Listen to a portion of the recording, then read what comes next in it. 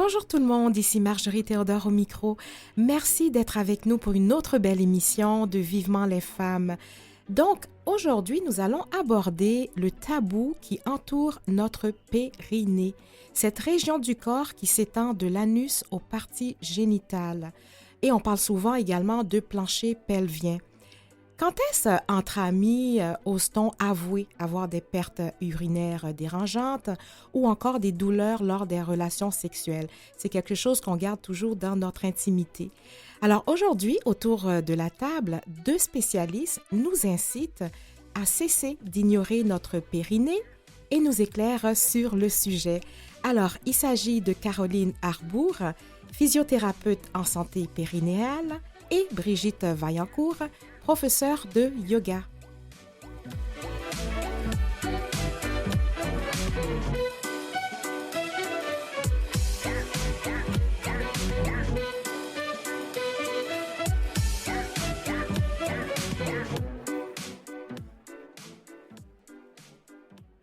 Bonjour Caroline Arbour. Bonjour. Alors bonjour Brigitte Vaillancourt. Allô. Et puis ça fait plaisir parce que c'est la deuxième fois que je te reçois à l'émission Vivement les femmes. Alors merci déjà pour cette belle générosité de temps pour nous instruire sur les divers sujets. Alors bienvenue à toutes les deux à Vivement les femmes. Et ma première question serait pour toi Caroline. Donc, Caroline Arbour, tu es physiothérapeute en santé périnéale et autrice aussi du livre « Habiter nos corps pour en finir avec la banalisation des douleurs des femmes ». Alors, livre publié aux éditions Cardinal en 2023. Oui. Donc, ça veut dire quelque chose de très, très frais, là. On est encore en absolument, 2023. Alors, maintenant, j'aimerais ça déjà que tu nous parles, que tu nous dises c'est quoi le périnée? Parce que finalement, avant mon émission, moi, j'ai demandé un peu aux jeunes femmes s'ils savaient c'était quoi, mais plusieurs n'avaient aucune idée. Donc, alors déjà, en partant, c'est quoi le périnée? Oui, bien, effectivement, c'est important de le situer et de le comprendre avant qu'on continue sur le sujet. Fait que le périnée, tu l'as quand même assez bien situé là, dans le corps, dans ton introduction tantôt. Donc, c'est une région du corps, c'est des muscles, mais c'est aussi des ligaments, des nerfs, des vaisseaux sanguins. C'est, dans le fond, toute la région du corps qui est comme au centre ou au creux du bassin, qui va soutenir ou entourer nos organes pelviens. Fait qu'au niveau de la vessie, au niveau du vagin ou du pénis, puis au niveau de l'anus. OK. Donc, chez l'homme et comme chez la femme, donc c'est la région qu'on appelle périnée. Oui, exact. Donc, c'est important de le dire aussi. Les hommes aussi ont un périnée. Oui, voilà, c'est quelque chose qui est encore... on commence à le dire de plus en plus que les femmes en ont un, même si c'est encore un tabou, mais les hommes aussi. Puis, je pense que ce qui est important de souligner aussi, c'est que le périnée, au-delà d'être cette région du corps-là, au niveau physique, c'est aussi une partie du corps qui est de très, très près liée à notre système émotionnel puis à notre santé psychologique. C'est ça. On va en parler plus loin d'ailleurs. Je continue avec toi, Caroline. Dans une entrevue que tu as accordée au journal La Presse, tu dis, et je te cite, « J'ai fait un bac en physio, mais il a fallu que je tombe enceinte pour savoir que j'avais un plancher pelvien. » Alors, comment ta grossesse t'a fait réaliser l'importance de cette partie du corps? Ben dans le fond, quand je suis tombée enceinte, disons, je savais que j'avais un plancher pelvien, mais on ne m'avait pas vraiment appris grand-chose là-dessus dans tout un bac en physio. Puis, tu sais, c'était au début des années 2000, là, c'est pas il y a 50 ans, là. On n'en avait pas parlé, on n'était jamais allé en détail, on n'était jamais allé parler de la fonction vraiment de ces muscles-là. Et puis là, en tombant enceinte, j'ai compris que c'était important de comprendre ces fonctions-là, puis de comprendre les rôles du plancher pelvien. Donc, je me suis intéressée à ça, puis je me suis inscrite à la formation à l'Université de Montréal pour aller développer cette expertise-là. Ça, c'était en 2010-2011. Puis c'était vraiment à ses tout débuts. Là. Moi, dans le fond, quand je me suis inscrite, j'étais dans la 2e cohorte de personnes qu'on formait là, à ce diplôme-là. Là. Ah, OK. Donc, alors, c'est quand même assez récent comme diplôme. Oui. OK. Donc, je vais vers toi, Brigitte. Tu es prof de yoga et je sais que tu as 2 enfants. Mm-hmm. Donc, puis pour toi, comment ça s'est passé, ces grossesses, par rapport au plancher pelvien? Oui, mais effectivement, c'est vraiment à ma première grossesse là, que j'ai rencontré d'une manière très maladroite, là, je dirais, cette région du corps, puis aussi rencontrer toutes sortes d'inconforts autour de comment aller vers ça. C'est-à-dire que j'ai été tellement chanceuse parce que j'ai eu pour mes 2 grossesses des suivis avec des sages-femmes. OK. Puis je pense que déjà là, au niveau de l'approche, c'est tellement différent. Puis je me rappelle de ma sage-femme, là, Catherine, je pense, puis qui me disait parce que j'avais beaucoup de douleurs, puis en fait, elle me conseillait de masser moi-même mon périnée ou que mon conjoint masse mon périnée. Mais en toute honnêteté, là, je savais même pas de quoi on parlait. Puis l'idée de me toucher cette région du corps me rendait mal à l'aise. Donc, je l'ai pas vraiment fait. Puis, je me suis aussi, c'est un peu étrange de dire ça à la radio, mais tu sais, quand en première grossesse, on cherche beaucoup de conseils, là, en préparation à l'accouchement. Donc, donc, je me rappelle de ma sœur qui m'avait dit, quand tu vas pousser, il faut que tu pousses comme si tu faisais caca. Oui.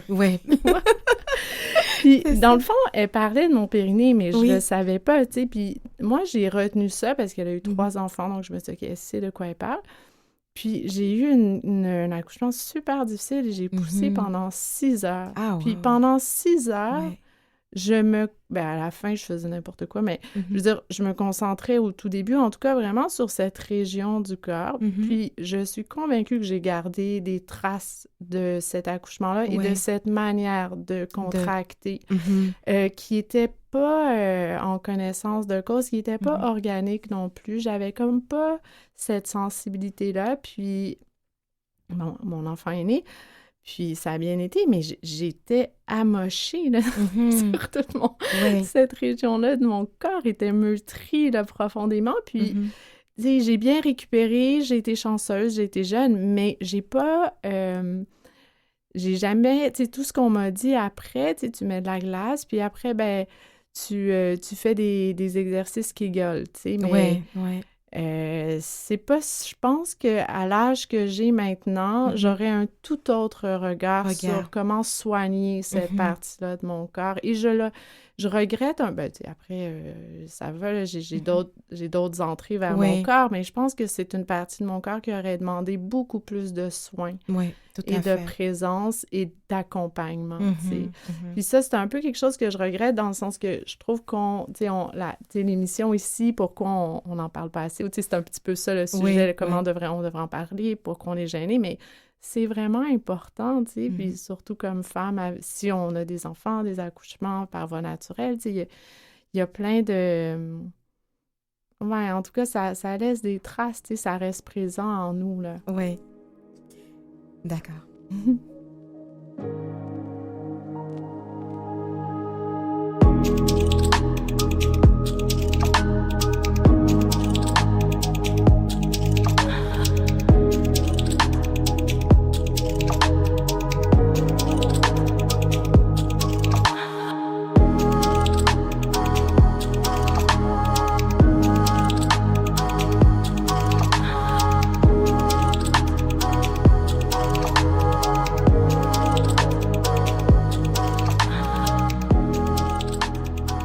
Donc, Brigitte, tu nous as parlé ce que ça avait laissé comme trace, tes grossesses, justement, face au périnée.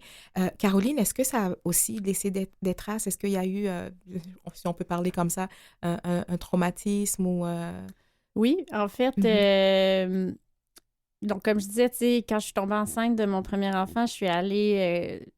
j'ai commencé ce chemin-là là, de développer cette expertise-là, mais ça s'est fait sur plusieurs années. Oui. Puis en fait, ça continue toujours de se faire, là. Puis le côté, l'aspect plus traumatisme, puis à quel point il y a une empreinte là, qui reste dans le corps, ça, j'en ai vraiment pris pleinement conscience. À peu près 8 ans plus tard, puis c'est toutes des choses là, qui sont très, très, très nouvelles là, au niveau de la recherche, au niveau de la compréhension des choses.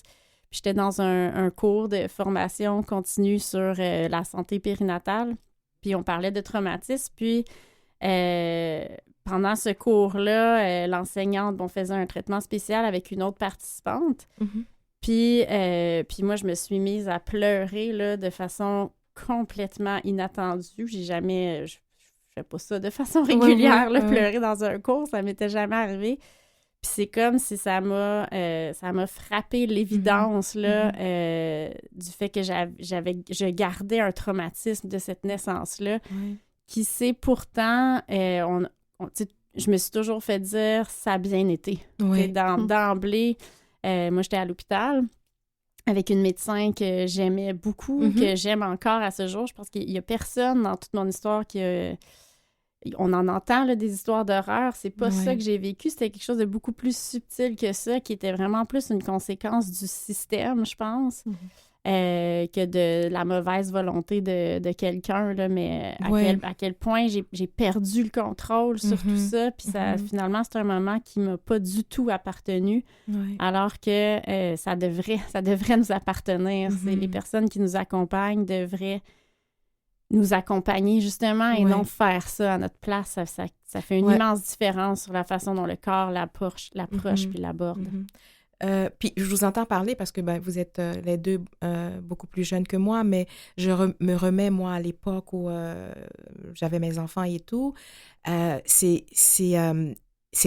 tabou, mais ce que je me disais aussi, je dis, jamais j'en avais entendu parler. Et les gynécologues ne nous disent pas non plus, ceux qui ou celles qui nous suivent pour l'accouchement, on nous dit pas, on nous parle pas de cette partie-là.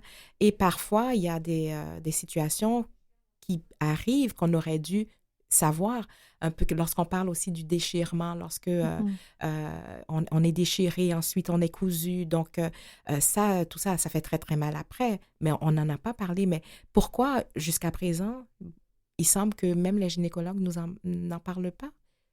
Parce qu'ils apprennent pas à le faire. C'est ça. Ils sont pas formés pour ça. Historiquement, la médecine, c'est une histoire d'hommes. Toute la santé a toujours été construite puis mise en place à travers le prisme de l'anatomie masculine. Puis là, évidemment, dans les années les plus récentes, on fait du chemin là, pour essayer d'équilibrer ça, mais il y a des siècles de retard à rattraper, donc on est encore en retard, même s'il se fait beaucoup d'efforts, on est encore très, très en retard. La santé de la femme a jamais été considérée suffisamment dans les dernières décennies pour qu'on développe au niveau médical, une expertise par rapport à ça. Oui. Puis, Caroline, vous êtes physiothérapeute. Pourquoi les femmes, quand elles vous consultent, ce serait quoi la première raison? Quelles sont les raisons? Je dirais, on vient souvent voir en physio, moi ou mes collègues, là, si je me fie à ce que, comme communauté de physio périnéale, on voit, on va voir de plus en plus des femmes qui ont des fuites urinaires. Ça, c'est un des aspects qui est de moins en moins tabou, quoique c'est vraiment pas pour tout le monde, ça l'est encore beaucoup pour beaucoup de personnes. Sinon, des douleurs, ou sinon aussi, il y a encore beaucoup de femmes qui vont venir sans même savoir exactement pourquoi, qui vont venir parce qu'ils se sont fait dire que c'était peut-être une bonne idée ou parce qu'ils ont eu un enfant, mais ils savent pas trop qu'est-ce qu'ils font là. Puis finalement, à force de parler, on se rend compte que la douleur, oui, il y en a eu, mais là, je vais leur parler, puis ils vont me dire, tu sais, j'ai toujours été comme ça, donc c'est normal. Puis là, ils vont d'emblée même des fois me dire, non, moi, j'ai pas de fuite. Puis là, je vais leur dire, OK, même pas, tu sais, avec un atchoum des fois, ou des fois dans... Puis là, ils vont là, des petites gouttes comme ça, mais ça, c'est normal. Ils vont me dire, j'ai mal au dos, mais c'est normal, je suis enceinte. Donc, même entre femmes, c'est quelque chose qui est très normalisé puis banalisé parce que ça vient de la société. Fait que c'est pas juste une question non plus de dynamique homme-femme, même si ça c'est une des choses qui contribue, mais c'est présent à l'intérieur d'un cercle de femmes aussi. Oui, oui. Puis lorsqu'on parle d'incontinence urinaire, il y a des fois, un peu comme ce que tu viens de dire, Caroline, il y a les petites gouttes, mais il y a aussi l'incontinence. C'est quoi la fréquence? Est-ce que ça peut devenir sévère? Est-ce que, au fait que finalement, que le plancher pelvien n'est pas assez musclé? J'ai peut-être pas les bons mots, donc... dans le fond, qu'on parle d'une petite goutte ou de perte plus importante, on parle d'incontinence urinaire. OK. Donc, une incontinence urinaire, c'est à partir du moment où il y a un petit peu d'urine qui sort sans que ce soit voulu. Ouais. On parle d'incontinence urinaire. Il peut y avoir plein de raisons de vivre d'incontinence urinaire. C'est commun, mais ça en fait pas quelque chose de normal. En général, il y a quelque chose qui explique le fait qu'il y a des fuites. Puis ça peut être une faiblesse du plancher pelvien, mais l'erreur qu'on fait le plus souvent, c'est de penser que parce que c'est faible, il faut contracter tout le temps plus fort. Donc, ce qu'on voit beaucoup en physio-périnéale, finalement, c'est des problèmes de tension parce que souvent, la faiblesse est due à une tension plus que à cette espèce de mythe-là que le plancher pelvien ou le vagin est trop lax après un accouchement, par exemple. En réalité, c'est assez rarement le cas. OK. Puis, on est quand même dans une émission pour femmes, mais pour l'homme, c'est aussi un peu la même chose. Je veux dire, on parle d'incontinence aussi. Est-ce que pas les phénomènes, mais les résultats sont pareils? Les causes, je veux dire, sont pareilles? Les causes, non. OK. Non. Ça va finir par être quand même un certain déséquilibre musculaire, puis de tension, puis de faiblesse, puis tout ça.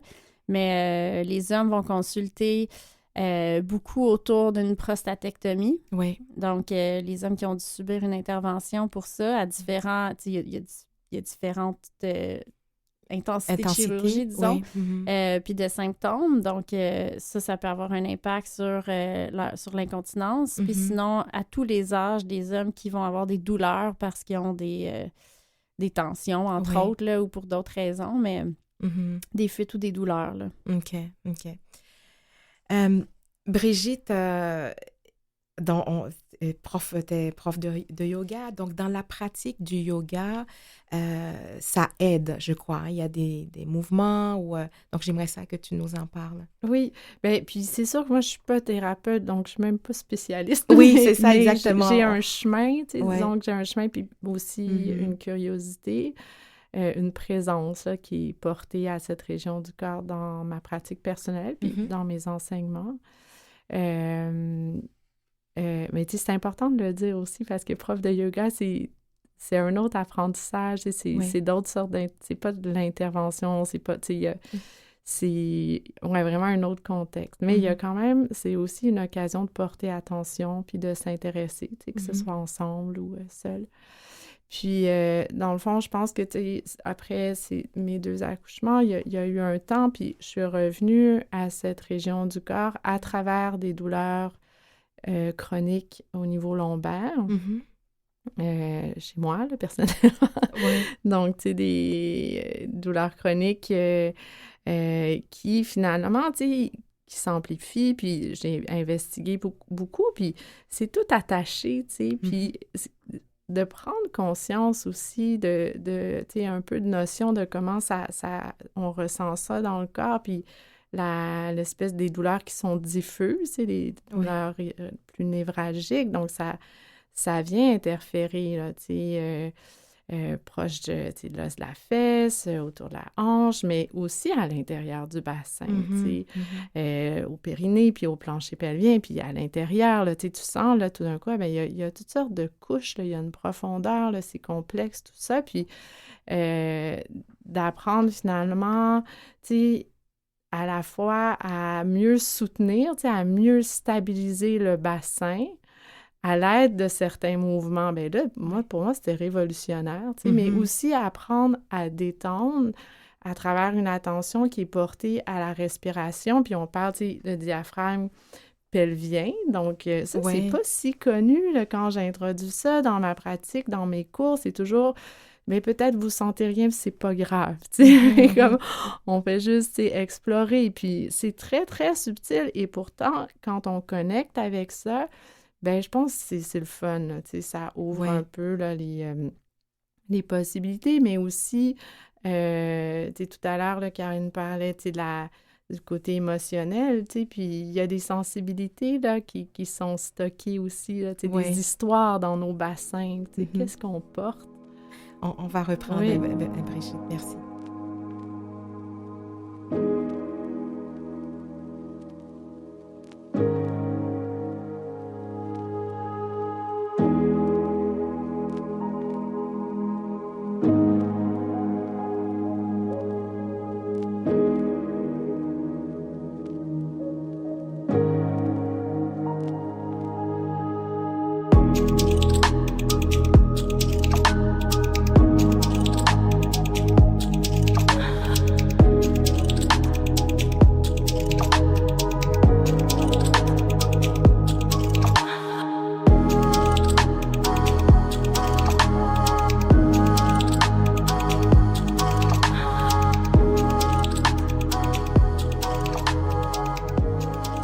Donc, on poursuit en parlant de cette incontinence urinaire.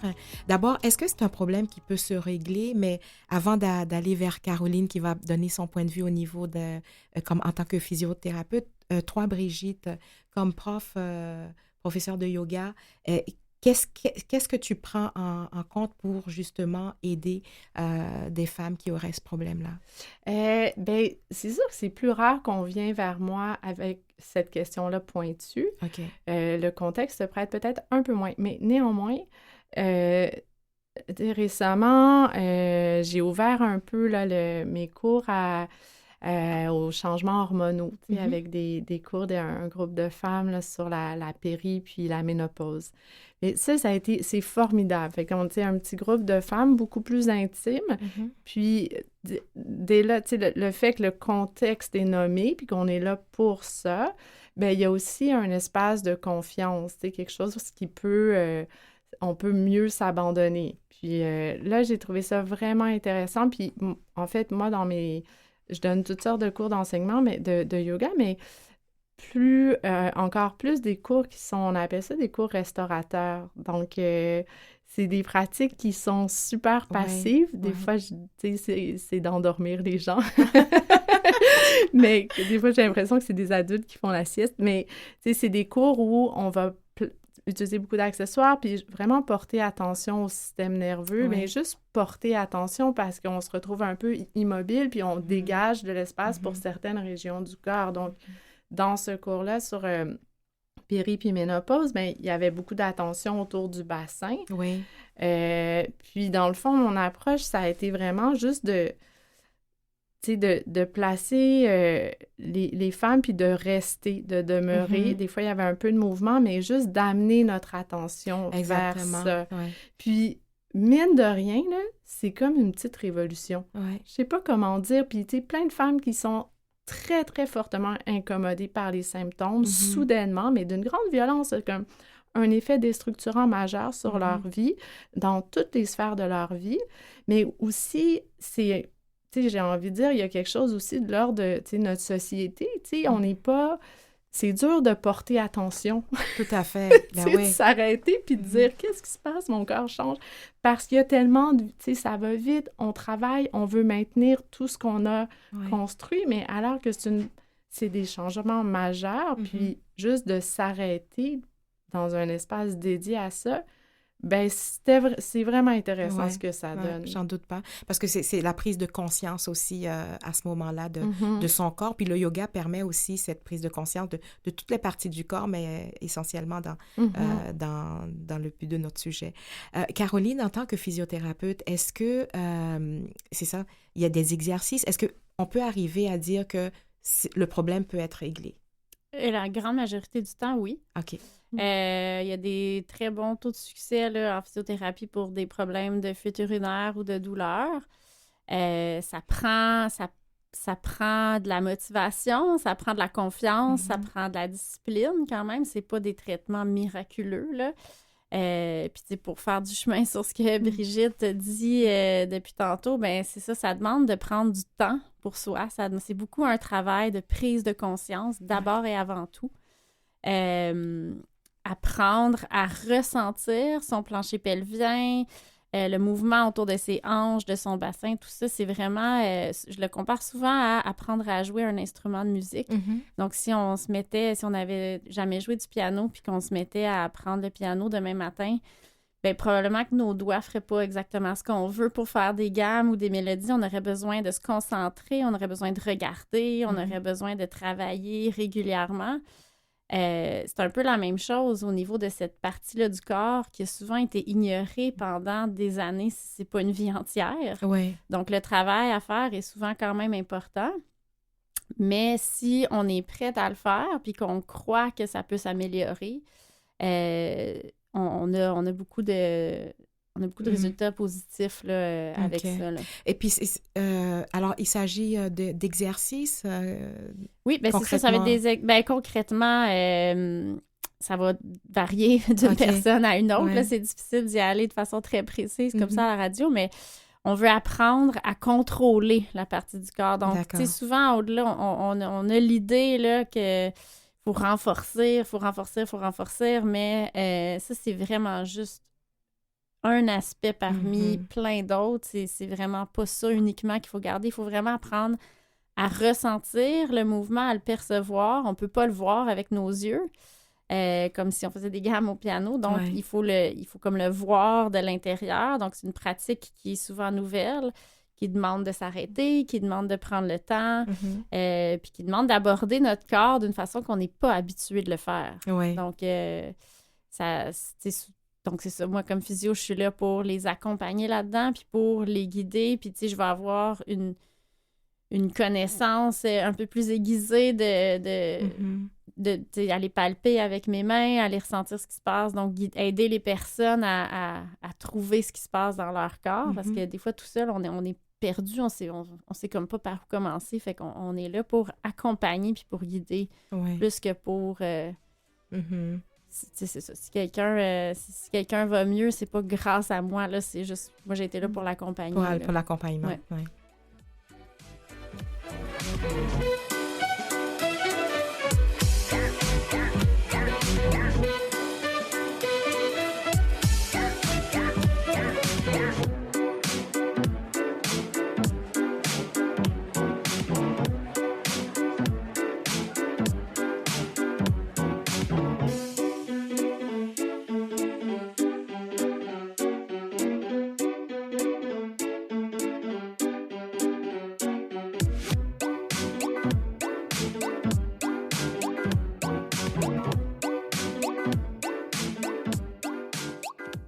Vous écoutez Vivement les femmes avec Marjorie Théodore.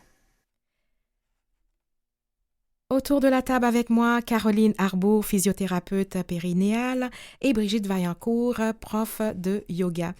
En tout début d'émission, on a parlé d'émotions, puis j'aimerais savoir comment que les émotions sont affectées par cette partie ou vice-versa. Oui. Dans le fond, on a des études là, dans les dernières années. Il y a certaines remontent, je pense, à 15-20 ans, mais dans le monde de la recherche en santé, c'est très récent. On a de plus en plus d'études qui soutiennent l'idée selon laquelle quand on ressent quelque chose, il y a une réactivité dans les muscles du plancher pelvien. Dans d'autres endroits du corps aussi, mais entre autres là. Donc, puis ça peut être un petit peu, on pourrait, si on veut le simplifier un peu, là, le vulgariser, parce qu'évidemment, c'est très complexe, mais on pourrait le diviser en deux. Tout ce qui va nous amener à ressentir une certaine menace à notre intégrité physique ou mentale. Donc, si on a mal, puis on a peur d'être blessé, si on a peur de perdre notre travail, si on est en rupture amoureuse, puis on a une peine d'amour, si on a peur de pas arriver financièrement à la fin du mois, si on a peur d'avoir mal aux relations sexuelles, si on a peur d'avoir des fuites urinaires dans un contexte donné. Donc, bref, tout ça, ça va amener une contraction des muscles du plancher pelvien. OK. Au contraire, si on ressent du plaisir, si on ressent un apaisement, si on se sent en confiance, puis qu'on se sent en sécurité, donc tout ce qui nous amène plus de ce côté-là du spectre, disons, va amener pas un relâchement au sens de ça fonctionne plus, mais juste une détente des muscles du plancher pelvien. Puis, dans le fond, moi, ce que j'ai voulu faire avec mon livre, entre autres, c'est d'aller analyser tout cet aspect-là culturel qui a un impact sur la santé des femmes. Puis, je pense qu'on vit dans une époque et dans un monde où il y a tellement de choses qui nous amènent plus près de la peur, de la menace, de l'insécurité, de la rapidité, tout ça, puis qui fait que nos muscles sont beaucoup plus sollicités à contracter, soit trop fort, trop longtemps, trop souvent, qui sont amenés à se détendre, qu'ils finissent par ne plus vraiment se détendre complètement. Donc, c'est comme si on gardait les poings fermés presque tout le temps ou la mâchoire fermée presque tout le temps. On finirait par développer un certain inconfort puis une certaine difficulté à faire des choses avec notre corps. Puis ce qui peut amener aussi des douleurs lors des relations sexuelles, entre autres, oui. Entre autres. OK. On a parlé de tabou, on dit que c'est encore tabou et tout, mais qu'est-ce qu'on pourrait faire comme pour informer justement les jeunes femmes en devenir de leur plancher pelvien? C'est sûr que vous avez écrit un livre, c'est déjà quelque chose d'extraordinaire sur ce sujet-là, mais qu'est-ce que vous auriez fait autrement pour que justement les jeunes filles savent, en tout cas, reconnaître leur périnée? Oui, bien, je pense qu'il faut en parler. Ça passe à travers l'éducation. Il faut en parler entre amis, il faut en parler à l'intérieur de la famille, il faut en parler à la radio, il faut en parler dans des cours d'éducation sexuelle. Puis au-delà de l'éducation sexuelle, on associe beaucoup l'éducation sexuelle à la sexualité, mais c'est tout notre rapport au monde puis aux autres, là, en fait, qui est dans la sexualité. Puis notre rapport au corps. Donc, ça se fait à l'enseignement, fait qu'au plus de niveaux possible, là, puis dès l'enfance, là, jusqu'à un certain point, là, nommer les parties du corps, normaliser la nudité, normaliser le fait de toucher, justement. C'est que, c'est pas juste correct de toucher à cette partie du corps-là. C'est sain, évidemment, quand c'est consensuel, puis dans le contexte approprié, mais ça va être sain là, pour développer un sain rapport avec son propre corps. La majorité des femmes que je vois dans mon bureau veulent pas aller se toucher là. Ils vont trouver ça dégueulasse souvent, alors que tout est parfaitement normal. Il y a pas... la seule chose qui amène ce dédain-là, c'est la culture. C'est l'éducation qu'ils ont eue soit à la maison ou dans la société de façon plus générale. Oui. Puis, toi, Brigitte, en tant que professeure de yoga, est-ce que tu amènes certains concepts ou bien sujets par rapport justement à des parties du corps comme ça? Ben oui, puis en fait, je pense que toute ma pratique puis mon enseignement, c'est de développer la conscience du corps, de développer la proprioception, puis finalement, de pas juste reproduire un mouvement de manière mécanique, pas juste faire une posture pour faire une posture, mais de le ressentir dans le corps, puis d'apprendre à bouger avec la respiration. Fait que, c'est une expérience qui devient très, très intime.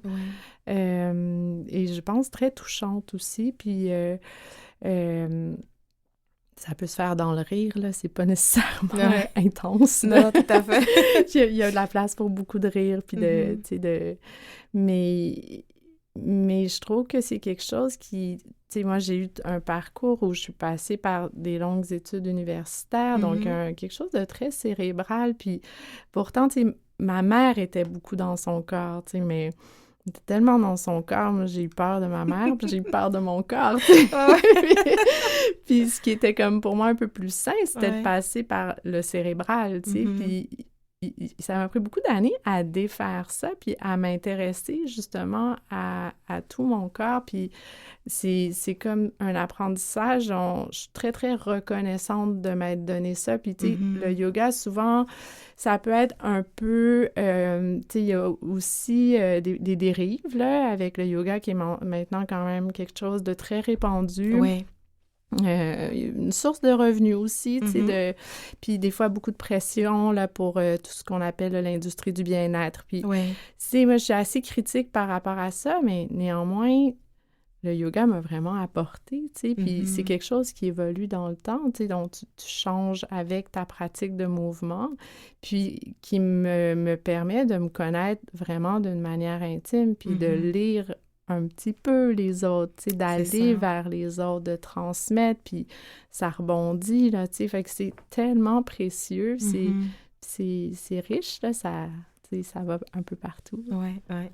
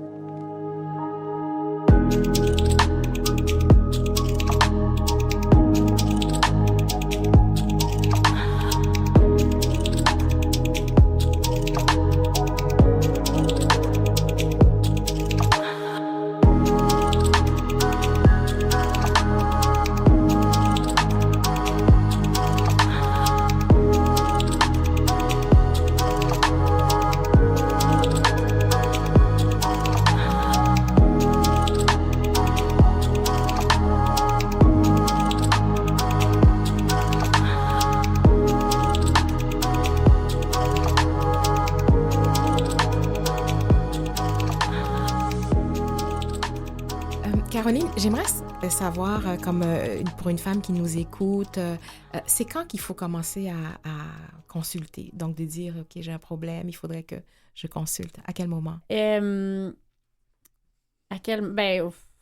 c'est difficile à dire. Je pense qu'il faut d'abord vouloir. C'est pas un cheminement qui s'entame de reculons, là. Si on se sent forcé d'aller consulter, je pense pas que ça peut donner grand-chose, là, sincèrement. Ouais. Je pense qu'il y a peut-être un cheminement qui a à être fait de façon personnelle avant, mais sinon, tu sais, des douleurs, des fuites urinaires ou de gaz ou de sel, là, des fuites, une sensation de pas être stable, d'avoir ses organes qui s'affaissent, si on n'est pas bien dans notre corps, je dirais que ça vaut la peine de chercher des solutions parce que souvent, il y a moyen d'être bien. Ça peut prendre du temps, ça peut prendre de l'effort. Malheureusement, ça prend des revenus. Oui. Parce que, puis ça, c'est une des raisons, je pense, pourquoi il faut en parler beaucoup. Je pense que ça devrait être un service qui est offert dans le système public. Présentement, ça l'est pas. Tout ce qui se passe, non, ça l'est. Ben, ça l'est. Il y a quelques physiothérapeutes périnéales qui travaillent dans le système public, mais très peu comparativement à la demande, parce que même au privé, on est complètement submergé de demandes. Puis, tu sais... l'exemple que je donne tout le temps par rapport à ça, c'est quelqu'un qui s'en va jouer au parc ou qui tombe sur le trottoir ou peu importe, puis qui se fait mal, puis qui se fait une fracture, par exemple, qui se blesse. Bien, il va aller voir son médecin. Il y a des chances de se faire référer en physiothérapie dans le système public, puis d'avoir le droit, en général, à une dizaine de séances de physiothérapie payées par l'État. OK. Mais une femme qui vit une grossesse, qui vit un accouchement, qui vit une déchirure possiblement de son périnée, qui subit une césarienne, qui est une très grosse chirurgie, une femme qui a des douleurs dans ses relations sexuelles, ou un homme après une prostatectomie, par exemple, bien, c'est toutes des choses qui sont pas... Il faut aller dans le privé, c'est ce que je comprends. Oui, exact. Okay. Ouais. Fait que, c'est vraiment juste des personnes privilégiées qui peuvent se permettre ça. Fait que grandement problématique, Bien je sûr. pense, parce qu'évidemment, c'est pas que ces personnes-là qui sont affectées par ces problèmes-là. Là. Oui. Puis c'est bien que ce que tu viens de mentionner, parce qu'on aurait pensé que le fait d'accoucher naturellement peut engendrer les problèmes de périnée, mais même lors d'un accouchement par césarienne, oui. C'est ce que je comprends. Oui. Les risques, là, par exemple, de fuite ou de douleur ou de descente d'organes ne sont pas exactement les mêmes quand on compare césarienne ou accouchement vaginal, mais sont présents dans les deux cas de façon assez similaire. Il n'y a pas des grandes différences entre les deux. Ouais. Parce que dans le fond, il y a eu une grossesse. Oui, c'est ça. Et au-delà de la naissance, là, il y a eu 9 mois de grossesse qui a précédé ça. Là. Tout à fait. Caroline, avant d'aller dans certains passages de ton livre que j'ai retenus, le fait d'écrire ce livre, ça a été comment? Par pulsion, parce que après la formation, pourquoi avoir écrit ce livre-là? Ça m'est vraiment venu, ça a vraiment été une envie viscérale qui m'est venue. Avec la pandémie, on a été arrêtés là, pendant quelques mois de travailler là, pour le contexte pandémique. Puis quand on a été de retour au travail, comme dans plusieurs sphères, là, la pandémie avait comme mis en évidence beaucoup de souffrances et de problématiques. Puis les clientes me revenaient avec des problématiques beaucoup plus complexes et beaucoup plus grandes. Puis c'est beaucoup, tu sais, mon métier de physiothérapeute périnéale, c'est beaucoup d'éducation. Je fais de l'éducation plus que n'importe quoi d'autre. Puis là, dans le 1 à 1, tu sais, à parler de ces choses-là, une personne à la fois, à un moment donné, c'était comme, OK, mais là, j'y arriverai pas, là. Faut que tout le monde le sache. Faut que je parle à plus qu'une personne en même temps. Puis de là, est venue l'envie d'écrire. Là. Ça a tout le temps été un médium que j'aimais aussi. Là, donc, c'est pour ça que j'ai choisi celui-là. Là. Parce qu'il n'y a pas beaucoup de livres qui parlent de ça dans le même sens que vous.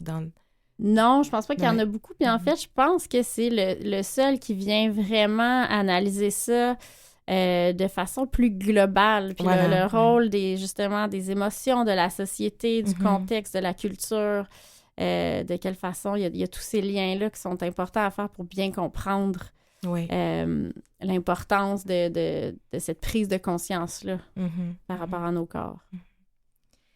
Alors, je parlais de passages dans ton livre. Donc, à la page 67, tu dis « Si fuir son corps a un coût, aller à sa rencontre de façon sincère et bienveillante est un investissement inestimable. Parce que la connaissance et surtout l'acceptation de son corps et de ses désirs sont des éléments centraux d'une sexualité épanouie. » Donc, explique-nous un peu cette partie du désir qui est en lien avec le périnée. Mon Dieu, il y aurait tellement de choses à dire là-dessus. Mais je suis contente quand même que vous ayez choisi ce passage-là. Je pense que c'est vraiment important. Cette déconnexion-là, c'est quelque chose à différents degrés puis qui se manifeste de différentes façons. Mais c'est quelque chose que j'observe chez toutes mes clientes. Puis que je pense qu'il est présente chez beaucoup de monde qui ne sont pas nécessairement mes clientes, là. Puis qui concerne aussi beaucoup les femmes qui ont appris depuis toujours à être désirées et non à être désirantes. Donc, savoir ce qui nous fait envie, savoir ce qui nous fait du bien, connaître qu'est-ce qu'on désire. Souvent, les femmes ne sont même pas vraiment capables de répondre à ça. Puis là, évidemment, il y a des liens très concrets à faire avec l'activité musculaire des muscles du plancher pelvien, puis après ça, des douleurs, puis de la satisfaction, du plaisir, ou de la qualité de notre vie sexuelle, disons. Mais il faut apprendre à ressentir cette partie-là du corps pour savoir qu'est-ce qui lui fait du bien ou qu'est-ce qui lui fait pas du bien. Puis souvent, c'est ça, la déconnexion est tellement réelle que les femmes le savent pas. Fait que ça commence par là. Avant de parler de renforcement, justement, là, ou de souplesse, il faut prendre conscience de ça. Puis, est-ce que me faire toucher comme ça, doucement, plus fort, plus vite, moins vite, à cet endroit-là, à cet autre endroit-là, est-ce que ça me fait du bien? Est-ce que ça m'amène à vouloir continuer d'aller vers ça, ou est-ce qu'au contraire, ça amène une certaine retenue qui va être, qui sera pas juste une appréhension psychologique, ça va être une retenue très corporelle aussi, là. Ça va, un va avec l'autre. Oui. Brigitte, est-ce que tu as quelque chose à dire par là? Mais là, c'est un peu mon sujet préféré. Oui, alors vas-y, je t'écoute. Mais je trouve ça super intéressant parce que c'est... Puis je trouve que, dans le fond, tu sais, moi aussi, là, c'est vraiment un truc qui est arrivé tellement tard dans ma vie. Puis la façon dont on parle de sexualité aux jeunes... Puis là, j'ai comme aux femmes et aux hommes, tu sais, dans le fond, parce que les hommes aussi, en tout cas, il y a tant à apprendre. Puis moi, tu sais, la façon dont, tu sais, j'ai investi ma sexualité, je pense que c'est avec des connaissances tellement limitées sur moi-même, sur les pratiques sexuelles, sur le plaisir, sur aussi ce que disait Caroline, qui est tellement révolutionnaire, là, tu sais, être la femme désirée versus la femme désirante, c'est un pivot, là, dans psychologique, là. Puis moi, c'est vraiment autour de 40 ans, finalement, que j'ai investi mon corps pleinement, puis toutes sortes de nouvelles pratiques avec curiosité, puis de découvrir d'autres zones érogènes, puis qu'est-ce qui, moi, me fait vraiment plaisir, comment j'aime être touchée, puis ne pas être touchée, tu sais, puis ce qui implique aussi une grande communication avec l'autre, puis que l'autre soit ouvert à ça. Il y a beaucoup de maladresse, mais la maladresse, c'est correct, ça fait partie des jeux, quels qu'ils soient, tu sais, il faut composer avec ça, mais... Ouais, bien, je pense que les jeunes sont plus... Tu sais, il y a des choses qui changent, puis même moi, sur Instagram, j'ai beaucoup de comptes d'éducation positive à la sexualité. J'ai essayé d'inscrire mes enfants quand ils étaient plus jeunes, je pouvais prendre leur compte Instagram, mais là, ils m'ont vraiment bloqué. J'essayais de les mettre, tu sais, pour qu'ils aient accès à ça, parce que je continue à beaucoup apprendre, là, tu sais, puis même gynécologique, là, tu sais, comment je suis faite moi-même à l'intérieur, là, il y a tellement de points, de zones, de façons de caresser, tu sais, c'est riche, là, c'est grand, tu sais, mais il faut tout d'abord, il faut être d'abord, tu sais, qu'il y ait un petit peu plus de confiance, un peu plus de langage, de communication, d'ouverture, tu sais, puis tantôt, juste, tu parlais de, tu sais, d'être nu, là, le rapport au corps, là, tu sais, juste notre rapport au corps, on est quand même dans une société où c'est beaucoup plus valorisé d'être performant, d'aller, tu sais, puis après, arrivent des moments, là, où on s'effondre. Puis là, on se rend compte que OK, ben, tu sais, ça s'effondre, peut-être je suis blessée, tu sais, peut-être, mais il y a aussi des choses à l'intérieur de moi qui ont peut-être été négligées, puis, ben, c'est tout qu'un apprentissage là, à faire à rebours, là, tu sais. Tout à fait, puis, tu sais, je le vois dans les cours, là, les gens, tu sais, même... les pratiques autour de la respiration, puis ça respire juste ici, là, dans le haut de la poitrine, puis là, tu sais, descendez, mais il y a très peu de mouvement. Dans le dos, il y a très peu de mouvement sur les côtés. Puis, tu sais, ça montre aussi que, tu sais, c'est des années peut-être à être dans un peu plus de restriction là, des voies respiratoires. Puis, totalement lié aussi au stress, aux émotions, tu sais, alors... là, je me suis un peu perdue en chemin, là, entre le désir puis le stress. Mais... c'est de très près lié, quand même. C'est de très près, oui, tout à fait.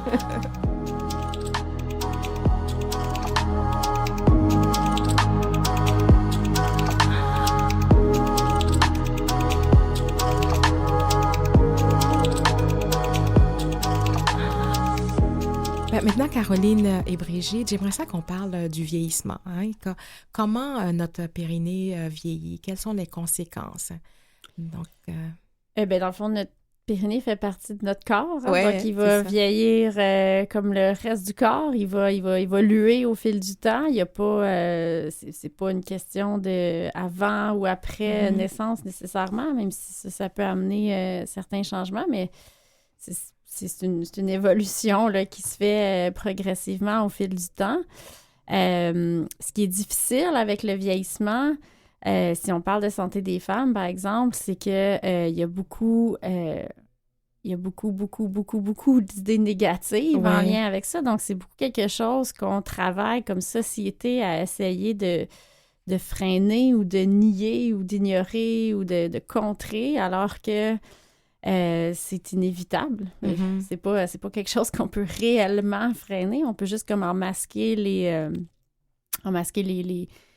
les effets ou les changements. Puis, ça va agir comme le reste, là, dans le fond, ce qu'on dit depuis le début. Tout ce qui nous amène un sentiment que notre valeur, notre intégrité est menacée va amener des tensions dans le plancher pelvien. Donc, moi, ce que je pense, c'est qu'en vieillissant, il y en a juste de plus en plus à cause de la façon dont les personnes vieillissantes sont perçues dans notre société. Hommes ou femmes, mais un peu plus les femmes, je pense, que les hommes. Donc, on va discréditer beaucoup les femmes vieillissantes. On les montre pas, on les voit pas, on les valorise pas.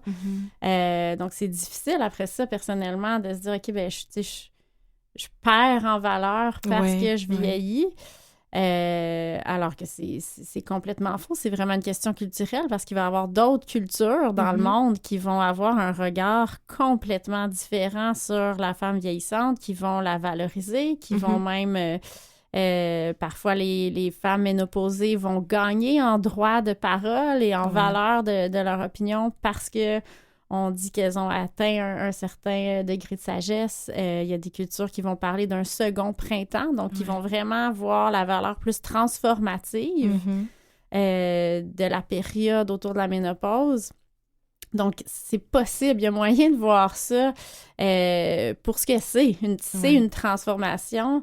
Il peut y avoir des moments difficiles à cette transformation-là. Il faut s'adapter à tout ce qui apporte une transformation dans la vie, mais c'est pas que négatif et c'est pas que dévalorisant. Sauf que la société nous porte à croire ça. Puis si on revient au lien qu'on faisait plus tôt, ben si je me sens dévalorisée, menacée, tout ça, ben ça va amener de la retenue, de la tension dans mon corps. Puis là, ben ça peut contribuer à amplifier mes douleurs, à limiter mon mouvement. Puis, ben, en vieillissant, il y a aussi l'effet des années qui s'accumulent. Si j'ai travaillé...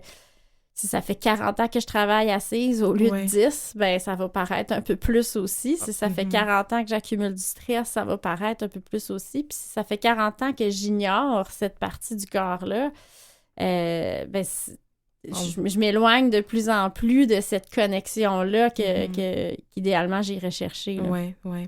Puis, Brigitte, en tant que prof de yoga, qu'est-ce que tu as... Oui, bien, en fait, en ce moment, je suis vraiment très, très touchée par, les femmes autour de moi qui sont dans dans le passage, que ce soit en périménopause ou ménopausée ou rendu de l'autre côté. Puis, ça me touche énormément parce que... je vois beaucoup de femmes, c'est comme une perte de contrôle. En fait, c'est une perte, c'est des pertes. Oui. Puis ça, ça me fâche. Je trouve ça plate. Je trouve que ça traduit aussi un certain regard qu'on porte très dur sur une femme, sur ce que devrait être une femme qu'on valorise dans notre société. Puis j'ai vraiment envie là, de les... je sais pas, de les envelopper. Puis aussi, c'est qu'il y a aussi des choses qui sont... tu sais, on connaît peut-être pas tant là, la façon dont le système hormonal fonctionne, ses fonctions aussi. Puis là, tout d'un coup, ça s'en va dans tous les sens. C'est beaucoup de débalancement. Puis des douleurs chroniques dans le corps... dépression, changement au niveau de la sexualité, puis on reçoit ça de l'extérieur, puis frontal, tu sais, alors que je pense, puis ça me fâche aussi parce que je trouve qu'il y a beaucoup de sentiment d'être démuni de la part de plusieurs femmes parce qu'il n'y a pas tant d'accompagnement. C'est vraiment dur.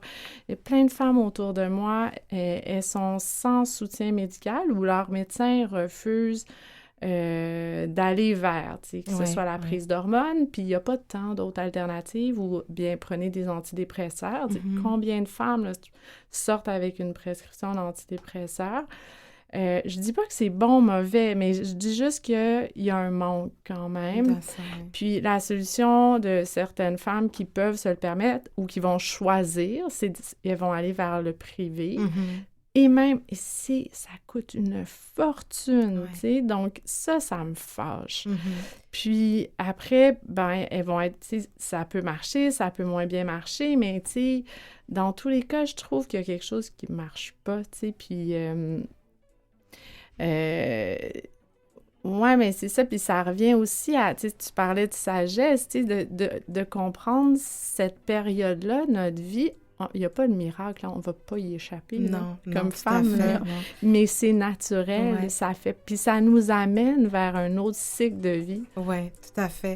On pourrait en parler tellement longtemps encore, puis je sais peut-être, Caroline, que tu avais encore quelque chose à dire, mais c'est tellement... Alors, moi, ce que je comprends, c'est qu'il y a encore tellement beaucoup d'informations, d'éducation à faire pour les femmes par rapport à ça. Et puis, ce que je peux dire, c'est merci beaucoup, vraiment. Parce que en plus, c'est ça, bon, moi, je suis sûre qu'on va mieux prendre soin de notre périnée. Hein, je pense que pour les auditrices aussi, puis les auditeurs, hein, parce que c'est pas un problème seulement féminin. Alors, je rappelle que mes invités sont Caroline Arbour, physiothérapeute périnéale, autrice du livre « Habiter nos corps pour en finir avec la banalisation des douleurs des femmes », publié en 2023, et Brigitte Baillancourt, professeure de yoga. Alors, c'est terminé. Merci à toute l'équipe. Mathieu Tessier à la mise en onde, Lynn Roy à la recherche, Jean-Sébastien Laliberté, chef diffusion technique. Et moi, je vous donne rendez-vous la semaine prochaine. Merci beaucoup.